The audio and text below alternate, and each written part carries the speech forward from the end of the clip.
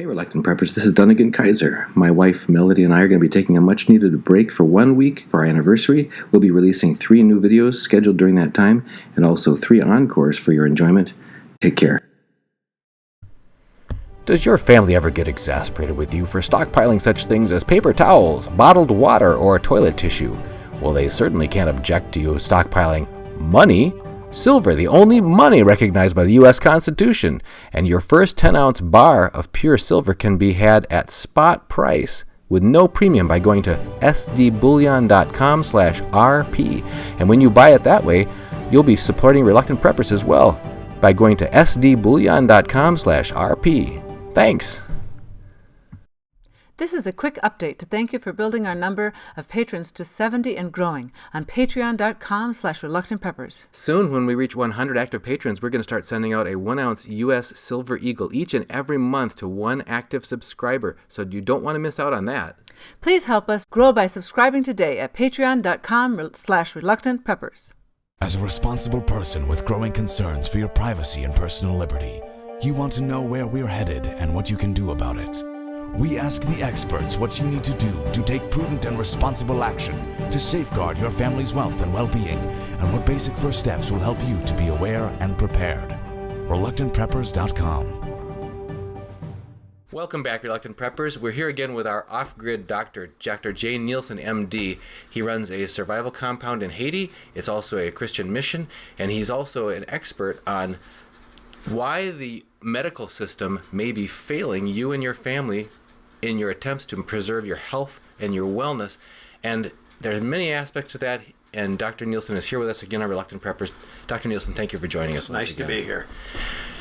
You broached a fleet of topics with us in our first talk with you last time about how the system is broken in all of the financial aspects that lead to conflicts of interest and maltreatment of people not getting the options that they need to really maintain their health. One of the things that was key and critical to everyone who's listening to this, because some topics of specific medical conditions people may feel apply to them or not, but the topic of food applies to everyone, and how our food affects our health, both individually and in our family and as a society, is something we'd like you to address with us tonight. And what's gone wrong, what's the trend with our food supply, and how it's affecting our health. So if you could start out, I know last time you touched on GMOs, and in the past you and I have spoken about things like soy or corn syrup or things like that, but we'd like you to really kind of give us a doctor's view with a caring eye for the well-being of families. What do we need to know that we're not knowing about the food supply and how it's affecting our health? I really look at most of these problems as food toxicities.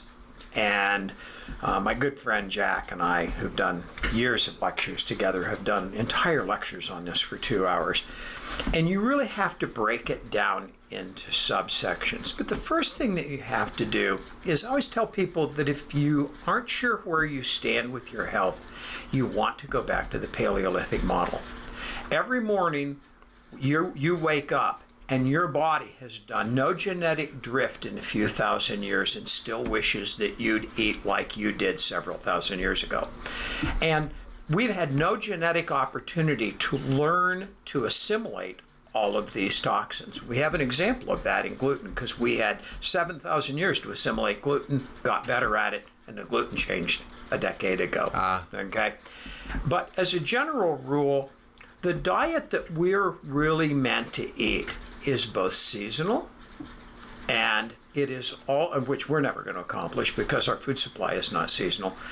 But it used to be very seasonal, and it is also driven by where we came from genetically. Yeah. And so we have that Paleolithic man who really grew up within view of an ice shelf, okay, and was living in Northern Europe, in both your and my example, and that is a completely different dietary need than the American Indian or blacks or the Mediterranean people. They're all different dietary things. Pacific Islander. Yeah, and Pacific Islanders, and all of those things are led to eating for your blood type, which is really about eating for your original, where you came from. Okay. And the blood types all follow that.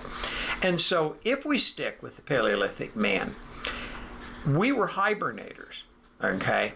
We were a group of people who basically went into our cave, and I will return at the end of this story to that cave. I will close in 1 year. And we came out of our cave in the spring, and we were very lean. We were very hungry, like any hibernating animal.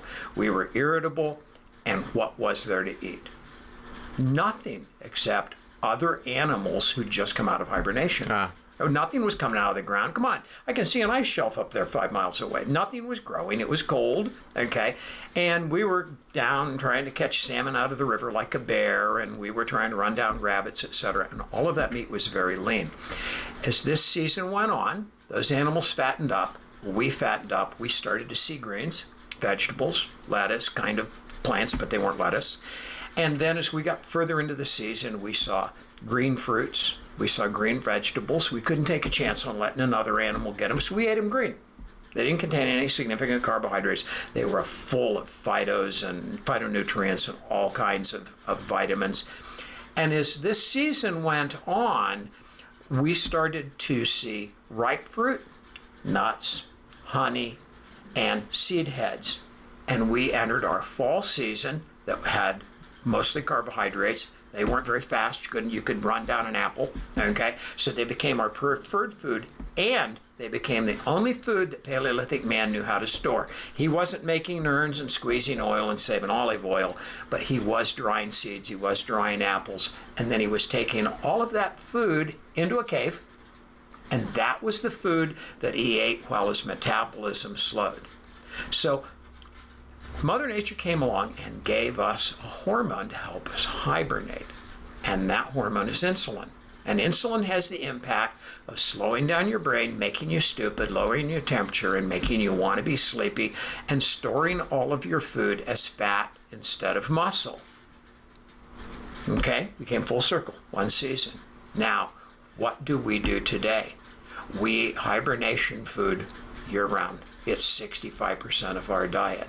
And we all wonder why we have diabetes, and we're fat, and we're depressed. Because we're ingesting the great depressant, insulin, that makes you hurt and gives you heart disease and all of those cycles. And so you have to start from the very premise that the number one food that Americans eat is causing all of our disease. Okay. And that is Grain Brain, a wonderful book, and all of those books that have been done on carbohydrates, they're all true. So our primary dietary toxin is carbohydrates. The reason I have to interject here, the reason I laugh is because my wife and I, having been treated for Lyme and then having developed Candida, having tried to cut out carbs, eventually I was losing weight so much, we ate lean meats and vegetables, and I could experience that no matter how much lean meats and vegetables I put in myself, I wouldn't stop losing weight. So finally I thought, in desperation, I put carbs back in, and the brain went out the window. I called my wife from work every time and I said, I can't think straight. I can't think of anything. I just had this bready sandwich and my brain just went gone. Well, let me correct that for you. If you look back at the photographs of the people in 1872 in Tombstone, okay, what were they eating? Nothing but beef. Nothing was being imported. The only thing that was out there was buffalo and beef, and that was mostly what they were eating. These guys were eating steaks, breakfast, lunch, and supper. Yeah. Okay? What did they look like? They were thin. Mm-hmm. They were. They were really thin. Look back to any of the information you can pick up, not from Raphael and those fat people that are nudes in the paintings, but the people that we really know what they look like in the Middle Ages. What were they like? Thin. Really thin.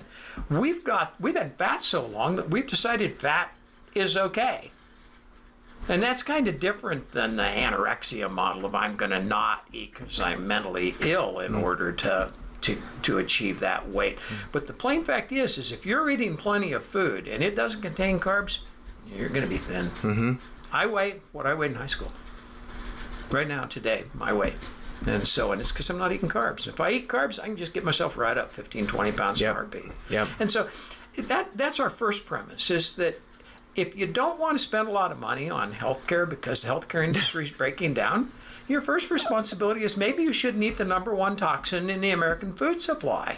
Now, that's if you're Northern European variant, Anglo-Saxon, Protestant, all those waspy titles that we have. The minute that you start putting in any of that Slavic blood, you really start going over much more to the Mediterranean diet, which is that you're not allowing your fats to be anything more than boiled, but you do have more carbohydrates and you have a different diet. So one of the things you really have to do is your 23andMe, and then when it comes back and your 12 different things for 7%, I don't know what to do.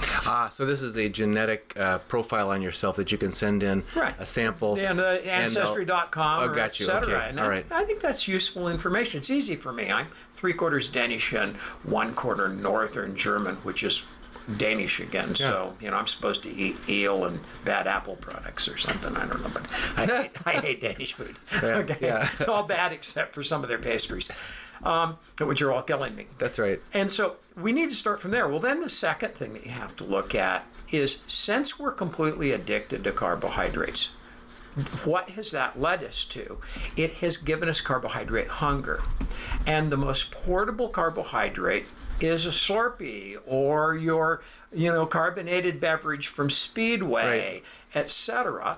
And that led us to be the largest ingester of sugar in the world. Okay, which of course, what was that famous movie they made years ago about McDonald's? Supersize Me? Supersize Me. And the statistics on the fact that a large Coke in 1964 was 7 ounces and now it's 38. We have all of those things where we've lost our reference point of what is reasonable. And you watch all these people walking around with these, they've almost got wheels on them. These things are so big. Oh, they're huge. 72 ounce big gulps in it. Yeah, and, and these people have got a free thing at Speedway. I use mine, but I go get coffee. Okay. And they're walking in and refilling these things with the slush coming out and everything. And oh my gosh. Well, then the food industry said, oh, let's go over to high fructose corn syrup because it has rebounded. It's addicting. And so all these high fructose corn syrup products have just absolutely given everybody a hunger for more carbs with withdrawal. And then, of course, the next one after that is we invented NutraSweet, which, of course, was addicting and causes weight gain. And we moved on through all the cancer-causing ones that kind of taste like, terrible chemicals, although I thought NutraSweet tasted terrible. And now we've arrived at the new poison, Stevia. Incredible. This stuff is incredible.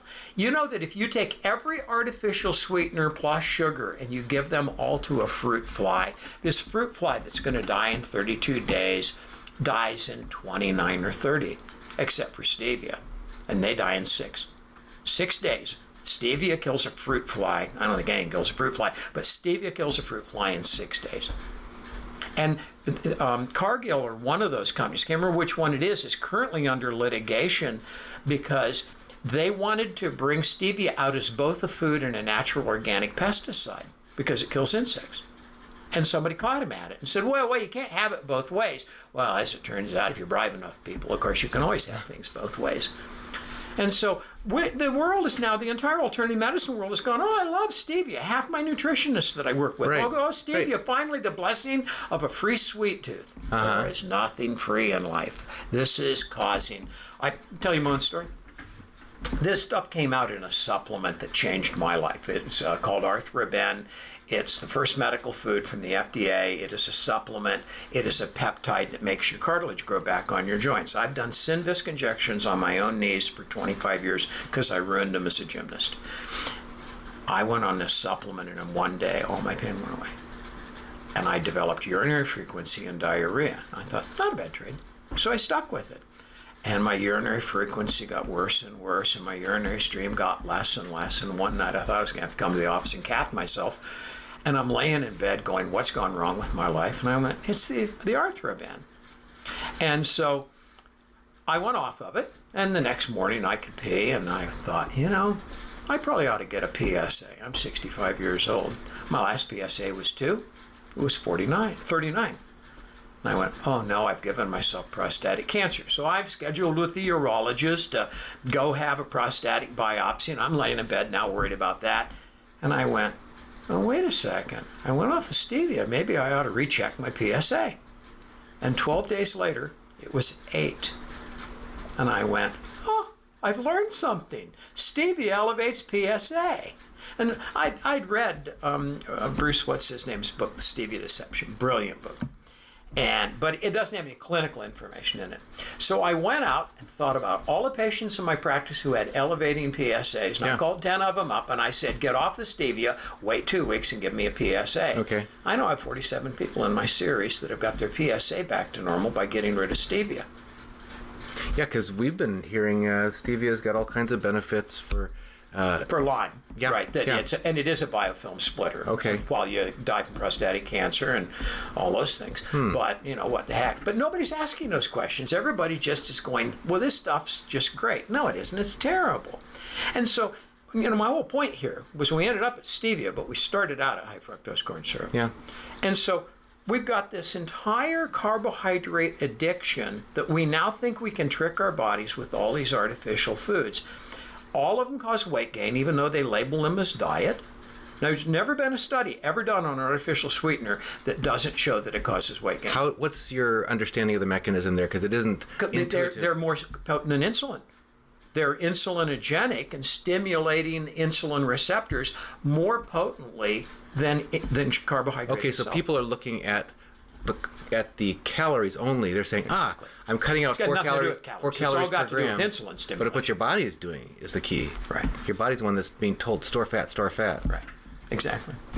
And so we're almost off of carbs and we can go someplace else, okay? And so now we get to the end of the carbs and we go, and then I think the guy's name was Borland, got the Nobel Prize for figuring out rust-resistant wheat, 12 years ago, and stopped the huge epidemic of starvation in Africa, okay? I think it was Bob Borland. Borland, I think I'm right about, I'm not sure about the first name. All right. And when he did that, he changed wheat forever. Wheat was not a food that was eaten by anyone on earth. And it was really developed as a crop in the Nile Valley because it created a food that the Egyptians could feed the Jews so they could build the pyramids and do all that stuff during everything we read about in the Bible with the Egyptians being under bondage 7,000 years ago, okay? And I'll bet you that all of those Jews all had diarrhea because they had never met gluten before. And then we've had 7,000 years to incorporate gluten into our diet, and we've gotten better at it. And except for that small percentage of people who have true gluten enteropathy, all the rest of us are having gluten intolerance. This is not an allergy. It's an indigestibility. We lack the ability to be able to deal with this stuff. And like casein, it is a primary brain irritant. Gluten is food to the Lyme Borrelia. Gluten is a lot of weird things, but it really ruins the gut lining. And so we were all getting better at this for 7,000 years, and all of a sudden, when this rust-resistant wheat came out, everybody went, that's a really nice seed. Let's plant it worldwide. And all of our wheat is now Borland's wheat, 98% market saturation, and we're all back with the Jews 7,000 years ago, starting over again and trying to get used to gluten, on top of stevia, on top of carbohydrates, on top of big gulps. And when you mentioned big gulps, I wanted to interject that it's one thing when a person goes in and pushes their 48-ounce big gulp cup in the refill spigot and fills it up with the corn syrup. But it's another thing when you think you're just eating ordinary food and you don't know it's laced with high fructose corn syrup and sugar and everything. My wife and I, trying to cut out sugar recently, have had to fastidiously ask everywhere that we're going to, we look on the labels. We've been asking people, can you please show us the label? Even at restaurants, they have to go get the thing out of the freezer and bring us the label. We look at it.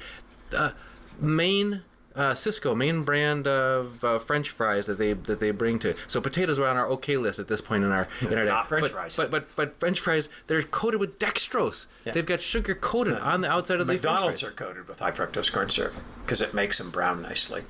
That's why McDonald's French fries are the best, is because the deep fat fryer is caramelizing the sugar. Brilliant. Yeah, it's, and so we've only managed to get into one small food group over there, Then you can go back and you go, okay, let's go to the number 2 carbohydrate on earth, corn. It's all GMO, okay? And you go back and watch King Corn, one of the greatest movies that was ever made, along with the McDonald's movie. Phenomenal movie, recommend everybody watch. It's 10 years old now. There are no farmers who raise corn who will eat corn. They know too much, okay? This food, we'll use the term loosely, this food has been so burbanked up with genetic modification and now GMO changes that the gut doesn't know what to do with it. And its increase in allergenicity and its ability to suck the gut into a mess is phenomenal. And it is now rapidly becoming one of the most common food allergens. And the problem is we have so many things, and of course number 3, soy, we'll get to that one next. The problem is that all the vitamin C in the world is made from corn. You can't buy, unless you go get it's the Veg Plus and Fruit Plus, where they actually are extracting the nutrients from a live plant. All of your vitamin C is all made from corn. I can't take anything that has even 10 milligrams of vitamin C in it, or I get urinary frequency, because I'm so allergic to corn now. And nobody knows this. Nobody's talking about this. And corn is just absolutely toxic waste, and it contaminates everything. It's kind of like this is not a peanut-free environment, because there's peanuts made when you make this ice cream, so now we're making this kind of ice cream, so a little peanuts got in it. This is true of corn. Corn is virtually a dust in every grain manufacturing facility in the world. Okay. So therefore, it's in all your wheat. Okay? It's in all your rice. It's contaminating everything because it's a fine dust in its processing. Anybody who's ever worked in a grain mill can see the dust coming off of corn when it's processed. Understood. Okay? And so it's everywhere, and it's on everything. And so we've got that one. And, I grew up on Fritos, greatest food in the world. Okay, Twinkies and Fritos were 2 favorite foods. Okay, eat neither of them now, but you don't want to know how many Fritos I've eaten. Okay, and I earned my corn allergy. Okay, by spending half of my life eating Fritos. Okay, and so we've got that one, and then we go. This brings us to the big 3 on grains, and then we get to soy. Okay, is soy a food? No. Read the whole soy story by Kayla Daniels. She's on the board of the Western Price Foundation and a brilliant writer. I've had thousands of my patients read the whole soy story and try and get to understand that soy is not a food. Soy was originally grown because, if we remember Dustin Hoffman, the graduate, and he says to us, plastics. Yeah. Okay? And what part of the soybean did he want? The oil, in order to make plastics. What was the value to that wet, stinking pulp that's left when you express the oil? Nothing. The soy industry, Central Soya, Cargill, etc., those people could not figure out what to do with that. And back in the 70s, when it all started, and we were going from Bakelite to plastic and moving our world over, okay, all of this byproduct was being taken into landfills. Well, very quickly, the landfills figured out this stuff will never break down in thousands of years. It made a very, very bad product. And the landfills finally told the soy people, make your own landfills. And they were in the middle of doing that when one day some guy decided maybe we just ought to burn it. So they were propaning it, throwing it in big cookers and throwing it in and incinerating it. And one day a piece of it popped out and landed in the guy's mouth. And if you toast this stuff, you might get idiots to eat it. And the rest is history. We ended up with the granola generation, the hippie generation, going, eat soy for everything. I wouldn't want to eat an animal. And so we started eating plastic. Well, the problem is it isn't just about plastic. Plastic is polystyrene, as in the word steroids. The foundational molecule of polymerized styrenes is estrogen. And so that, thanks for bringing it, okay, you're drinking this, is what I call estrogen water. How is this made? This is made by liquefying polystyrene in a layer, sucking it down into a mold the shape of this, and before it starts to drip down the sides, dropping cold water in, which of course boils out because it's hotter than boiling point. And then finally the boiling stops, they put the cap on it, it cools a little bit and does that shrink thing that we are used to seeing in cheap plastic. And what's the inside surface of this look like? If you look at this on an electron microscope, it looks like Velcro. It's not smooth. It's not like glass. It's not like steel, okay? And it's all, as we know, because we have all those little codes on plastic now about how much estrogen they put out, BPA, okay? Those are all steroids. And this is making your testosterone go down. And if I drank a sip of this, because my testosterone's barely hanging on, okay? If I took one sip of this tonight, I'd have night sweats. I don't even like to hold this stuff, okay? And so that brings us to soy. So when I was in medical school and first in practice in the 80s, normal testosterone for men was 1,200 to 2,600. And now it's 240 to 800. Wow. And why is that? We don't need to have the Russians and the Chinese invade us. We're just neutering ourselves. No wonder we've got sexual orientation issues in this country and got a whole bunch of kids who are going gulp, gulp, gulp, gulp, gulp, gulp, gulp. And I don't know if I'm a boy or a girl. I go, honestly, I don't know if you're a boy or a girl either. And so we've got our third toxic food, estrogen water and soy pellets and all of those things, and they're playing with our hormones. And then that's making your thyroid tank, and then that's making your DHEA go down, which is why your testosterone is down, and that's making your adrenals volatile. And you go, really? What a mess. We're still in carbohydrates. Yeah. You know, it's an absolute disaster. And then you get into the vegan diet. And you go, really? What's the vegan diet founded on? Vegan Diet is founded a great book, Beyond Broccoli, written by 23 ex-vegans who were authors, and they all wrote a book because they all had to get off of it. Vegans feel really good for 19 to 23 months, and then they start to die. They just start falling apart. They get skin sores, their wounds won't heal. And the reason is that you look at the amino acids that are in plastics, and in soy and in soybeans and all that stuff, and even good vegetables, and you look at the amino acids that are in animal protein, they look the same. But the problem is they have a plasticity. They have a texture and a shaping thing that doesn't match. And eventually, and we've seen this, King Corn talks about the fact that carbon is usually carbon 8, but king corn carbon is carbon 6, and I'm not sure how that works. But slowly but surely, if you eat enough corn, all the carbon in your body becomes the wrong carbon. We do that with vegans, and they slowly turn their entire body into vegetable protein until the proteins won't work and they break down. And they start craving animal protein. And then they can just take a little cube of chicken meat and they go, oh, I feel better, okay? And they say, well, that's because I'm not getting enough B12, so I'll do my B12 shots. It's not got anything to do with that. You're an animal, and you're trying to not be an omnivore. You're trying to be an herbivore, and herbivores have a different metabolism. Okay. And so we got that whole food toxicity that's coming from soy. We're still in carbohydrates.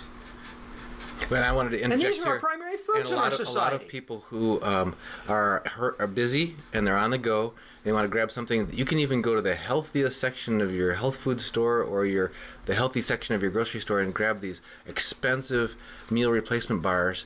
And except for Lara bars, they're all soy. Soy, yeah. Only Lara bars is not soy. That's what I carry in Haiti. They're fruit paste and nuts. Yeah, date Yeah, and nut. yeah. That's the only one that I found that I don't have a reaction to. And there's some kind of off-market things Sure. that the alternative people have Sure. come up with. I Yep. found a couple of them. Yep. One, not bad. Patient gave that to me. I don't like the taste of it, but it isn't poisonous anyway. We're still in carbohydrates, you know, and then, and this I'm not as much. You would really have to get Jack on audio and camera in order to do this, and that's we get to move into fats. Okay. How do we go? Oh my gosh. I mean, first of all, you have to understand that the worst thing in your diet in fats is trans fats. And trans fats aren't something that's in food. They're something that we make in food by heating it to above 300 degrees. Okay. Anytime you take any edible lipid and you heat it above 300 degrees, and for safety, you're really back down at 270, it's going to get a kink in it. And now it can no longer be metabolized by the body, so instead it just builds up in your arteries. And so cooked meat is out. The only way that you can prepare animal protein safely is in a crock pot.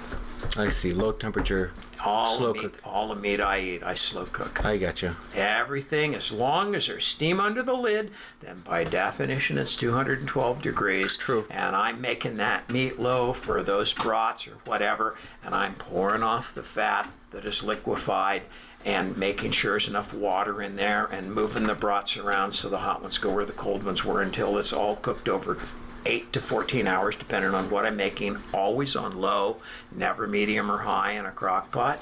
And then when it's done, I'm putting it out on the counter till it gets almost room temperature, putting it in the refrigerator because I want to get it stiff. Now, tomorrow, I can process it. Now, I've got 3 things I can wrap it in. Aluminum foil, poisonous. Saran wrap, estrogen wrap. Estrogen wrap. Okay. Poisonous wrap, right? Yep. Right there. Yep. Okay. Saran wrap, just thicker layer of saran wrap, right? So estrogen wrap, okay? Or wax paper, which is neutral. And so all my food gets wrapped in wax paper, closed with some masking tape, shoved into those orange newspaper bags so I don't get freezer burn, keep them tight together, okay? And when I thaw them, you can't throw them in the nuke machine and add a bunch of free radicals, okay? Another food toxicity, the microwave, okay? We can go back to that one. And you've got to, I have one of those plates that you put an ice cube on it and it melts so fast you can't believe it. Do you ever own one of those? No. Yeah, a guy used to sell me frozen fish, gave it to me because I bought a lot from him.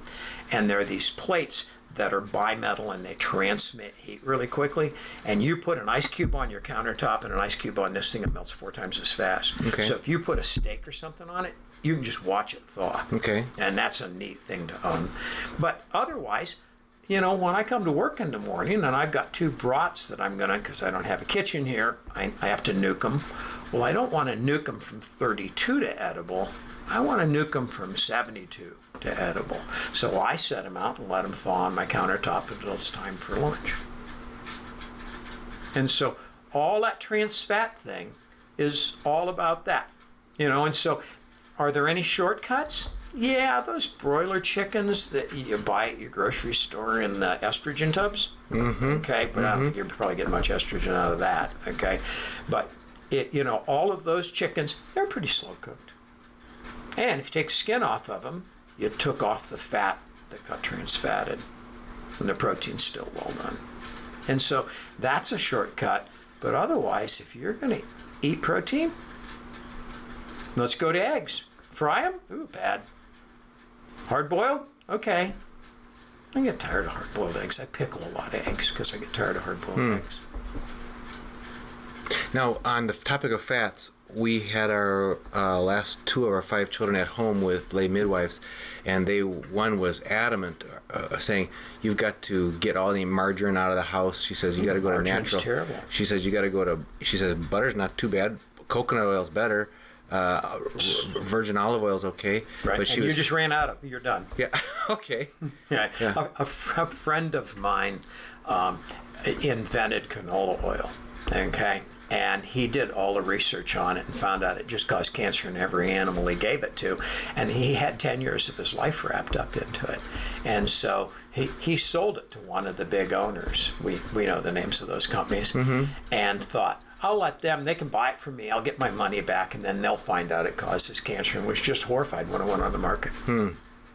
And he just said, oh my gosh, he says, I figured this stuff out. And it's terrible. It's just a terrible food. And yet you watch health food people all the time go, Yeah. oh no, it's good. Yeah, well, my folks were No, it totally they got educated up in the 70s about we got to go polyunsaturated. So canola was a great thing, and corn oil was a great thing. Corn oil is a great thing. I mean, William People are still making Shatner those promised that it was a great thing on the promise of margarine ads and that kind of thing. Well, and how do you make margarine? No idea. You take corn oil or vegetable oil and you irradiate it, and it makes more bonds that make it thicker. Is that the It's just- hydrogenated or whatever? Yeah, hydrogenated. You just hydrogenate it by hitting it with radiation. We invented that in World War II, oleomargarine. That's it. It used to be called, it used to come white, and we added orange stuff to it to make it the right color. Butter is the right product, but now you can't throw it in a pan, heat it to 500 degrees. Okay. You know, you really, frying and grilling and broiling and baking just don't work. I mean, you can bake, but you have to bake really slowly to the point where you might as well get back over to your crock pot because you're Okay. just going to have dry meat. You know, smoking works. Yep. Smoking's got the right temperatures. Yeah. And so, what a mess. You know, the proteins are just really a problem because people just simply don't want to take the time to do it. And as a result, I tell people all the time, breakfast isn't for breakfast anymore. You don't want to get up. One of the things Jack says to me all the time and says in all of his lectures, he says, the very first thing you want to do if you want to lose weight is get out of bed in the morning and don't make a cup of coffee, don't brush your teeth, don't take your meds. Get up and eat 4 ounces of gently prepared lean protein. It could be hard-boiled eggs. It could be whatever you had for supper the night before, okay? And nuke it up enough that it's room temperature that you can eat it. When you do that, you send a message to your body that today is a day I will have food. And it shifts its expectations to, I'm going to have enough food that I'm not going to get in a sparing mode. I'm not going to get in a protective mode. Oh my gosh, Jan went on, started doing that, and only change she made in her diet, and just absolutely lost weight so quick it was incredible and was amazed. We ought to talk about fasting. If you're going to talk about eating, let's talk about not eating, okay? Let's go back to the Paleolithic man. Did he eat 3 squares? Oh, he went long periods of time without food, and then when he found food, he gorged it because somebody else couldn't take away what he had in his stomach, but they could take away what he had in his hand. Sure. So he bolted his food. People say, slow down, eat your food. That's the way our I go, dogs. "No, I'm That's the way good." our dogs act. Yeah. Yeah, I'm the Paleolithic man. I just bolt my food. But Jan read this article in Women's Day, not a bad magazine for nutrition, does a pretty good job, one of the better ones, about the fact that if you're kind of stuck in your weight, try fasting alternate days. And I had 3 things that happened to me in about a year in my practice that made me realize that I wasn't paying enough attention to fasting. And Jan can now just take her weight down anytime she wants just by doing that, and she just boom, boom, boom, the weight goes right down. Just eat your regular diet, alternate day, stick to 500 calories. And so there's a lot to be said for the fact that and I went back to Jack one time, he's my biochemist, and said, Jack, I don't know much about the biochemistry of fasting. And he said, you can really kind of think as food as like the tide. When you're eating, the tide's coming in, and when you're not eating, the tide's going out. And so your detoxification occurs when you aren't eating. And we eat all the time. And I never found anybody who'd substantiate that statement, but it made a lot of sense to me. And the whole concept, there has to be metabolic things that are the body designed for the fasting thing, because we're a cyclical organism, and yet we never allow ourselves to do one half of the cycle. Right. It's fascinating stuff. It's fascinating. The only thing that brought to mind is a time that we went on a 7-day cruise, and there were 8 meals provided per day plus unlimited snacks in between. Oh, brilliant. And it was the strangest experience I had. It slowly crept up on me. First I felt like, oh, I'm in the land of plenty. Oh, isn't this special? Isn't this special? And by about day 4 or 5, I had this very unsettling feeling that I never was getting hungry. I was arriving at each meal satiated. I was arriving, and it was an unsettling, kind of like waking up from a bad dream or something. It was a feeling, something's not right here. This is just doesn't feel right.